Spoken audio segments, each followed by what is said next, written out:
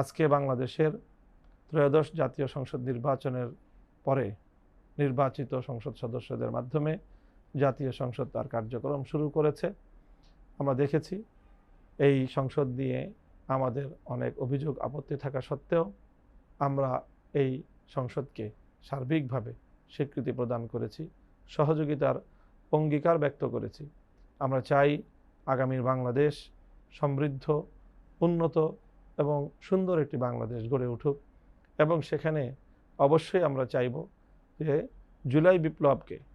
সর্বোচ্চ গুরুত্ব যেন প্রদান করা হয় রাষ্ট্রীয় পর্যায় থেকে, এবং জুলাই সনদ বাস্তবায়ন